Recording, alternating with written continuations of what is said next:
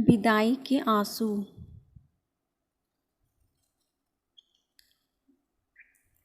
भाविका ने जब आंखें खोली तो उसके बगल में एक गिफ्ट बॉक्स रखा था जिस पर लिखा था शादी की 25वीं वर्षगांठ की बधाई संगिनी।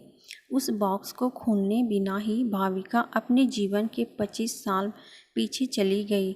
जब उसने बगल में एक गिफ्ट बॉक्स रखा था जिस पर लिखा था शादी की 25वीं वर्षगांठ बधाई संगिनी, उस बॉक्स को खोले बिना ही भाविका अपने जीवन के 25 साल पीछे चले गए।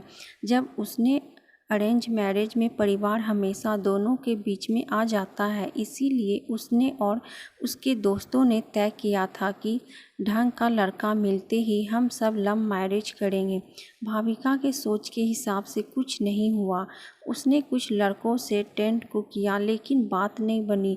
आखिरकार माँ पापा का मन रखने के लिए ही सही उसे उनके मनपसंद लड़के से शादी करनी ही पड़ी। इस तरह से लव मैरिज करने वाली भाविका की अरेंज मैरिज हो गई। शादी के बाद जब भाविका की विदाई हुई थी तो वह गाड़ी में बैठने के बाद बहुत रो रही थी। उसकी आंखों का काजल आंसुओं के साथ बह रहा था। तभी चेहरे के सामने एक सफ़ेद रुमाल आता है जो किसी और ने नहीं बल्कि उसके पति ने उसकी तरफ बढ़ाया था। रुमाल लेकर भाविका ने आंसू पोंछे आंखों से वहाँ काजल उस सफ़ेद रुमाल पे लग गया। सॉरी, मैंने आपकी रुमाल गंदी कर दी, मैं इसे धुल दूंगी, भाविका ने संजीव से कहा। संजीव ने उसके हाथ से रुमाल लेते हुए सिर्फ इतना ही कहा, कोई बात नहीं।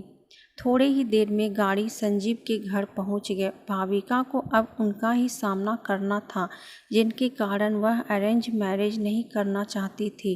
दरवाजे पे परिवार के सभी सदस्य आरती की थाली लिए नए दुल्हन का इंतजार कर रहे थे।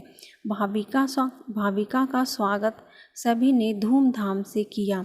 गृह प्रवेश के बाद शादी की बची हुई रस्मों को जल्द ही ख़त्म कर दिया गया। भाविका की सास ने अपनी बेटी से कहा, भाभी को उनके कमरे में ले जा, आराम करने दे, बहू बहुत थक गई है। रागिनी तुरंत उठी और भाविका को उसके कमरे में ले गई। भाभी, आप यहाँ आराम करिए, कुछ भी ज़रूरत हो तो मुझे बुला लेना। भारी लहंगे और जेवरों को उतारने के बाद भाविका फ्रेश होकर सो गई। 5 घंटे बाद उसकी आंखें खुली तो देखा कि रात के 8 बज रहे थे। संजीव को कमरे में आता देख वह थोड़ा सकपका गई और अरे, आराम से ऐसे झटके से नहीं उठते, संजीव बोला हल्की मुस्कान के साथ। भाविका बोली, लगता है कि मैं कुछ ज़्यादा ही सो गई।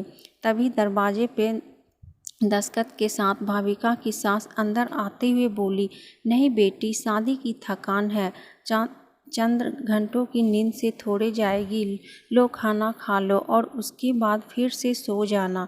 जब भाविका ने खाने की प्लेट देखी तो उसकी आंखों में आंसू आ गए। प्लेट में उसकी मन पसंदीदा मटर मशरूम की सब्जी, रोटी और मेवे की खीर थी। मम्मी जी, आपको कैसे पता कि यह मेरा पसंदीदा खाना है? भाविका ने अपनी सास से पूछा। इतने में रागिनी पानी की बोतल लाते हुए बोली, भाभी, मैं सबको एक दूसरे की पसंद पता है भाभी, इसीलिए आपके आने से पहले ही आपके जानने वाले लोगों के साथ बातचीत करके भैया और मम्मी ने आप पर पूरी PhD कर ली और आपको कुछ बताने की ज़रूरत नहीं है, हमें सब पता है कि आपको क्या पसंद है और क्या नहीं। रागिनी की ये बातें सुनकर भाविका ने अपनी सास का हाथ चूम लिया। थैंक यू मम्मी, मुझे इस परिवार में अपना एक अलग दर्जा देने के लिए। उस दिन से भाविका के मन में परिवार को लेकर रहने वाला डर कहीं दूर चला गया। उसने परिवार को अपना माना और परिवार ने उसे अपनाया।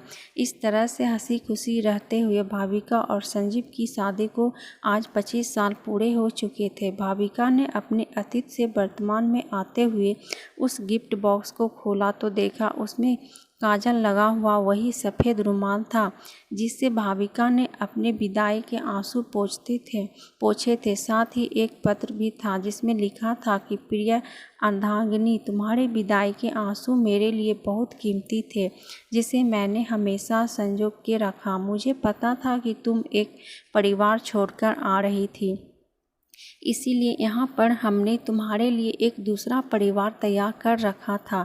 मेरे साथ अपना जीवन साझा करने के लिए शुक्रिया। शादी की वर्षगांठ पर बहुत सारा प्यार, तुम्हारा संजू। तो दोस्तों, कैसी लगी आपको ये कहानी?